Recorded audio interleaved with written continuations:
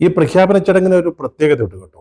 അതിൽ മുഖ്യമന്ത്രി പിണറായി വിജയനൊപ്പം പങ്കെടുക്കുന്നത് 3 സൂപ്പർ സ്റ്റാറുകളാണ്. തമിഴ്നാട്ടിൽ നിന്ന് കമലഹാസൻ, കേരളത്തിൽ നിന്ന് മമ്മൂട്ടി, മോഹൻലാൽ.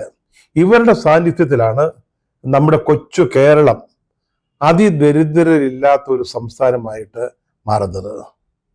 ഇതിന്റെ കാര്യം എന്താണെന്ന് ചോദിച്ചാലേ, ഇപ്പൊ നമ്മുടെ മുഖ്യമന്ത്രിക്ക് വിശ്വാസമുള്ള ഒരേ ഒരു കൂട്ടരേ ഉള്ളൂ. അത് സിനിമക്കാരാണ്, ചലച്ചിത്ര താരങ്ങളാണ്. അവരെ നല്ല വിശ്വാസമാണ്. മൂലധനത്തിലോ കാറൽ മാർക്സിലോ എംഗൽസിലോ സ്വന്തം പാർട്ടിയായ CPM-ലോ അതിൻ്റെ കേന്ദ്ര സംസ്ഥാന നേതാക്കളിലോ അണികളിലോ സഖാക്കള് പ്രവർത്തകര് അവരാണല്ലോ പാർട്ടിയെ നിലനിർത്തുന്നത്. അവരിലോ ഇത്രയും കാലം ഈ പാർട്ടിയെ താങ്ങിക്കൊണ്ട് നടന്ന പുരോഗമന കലാസാഹിത്യ സിംഹങ്ങളോടോ ആരോടും ഇപ്പം നമ്മുടെ പിണറായി വിജയന് ഒരു വിശ്വാസമില്ല. അദ്ദേഹത്തിന് വിശ്വാസം ഇപ്പോൾ ചലച്ചിത്ര താരങ്ങളെയാണ്, ഒപ്പം അദ്ദേഹത്തിന്റെ കുടുംബാംഗങ്ങളെയും.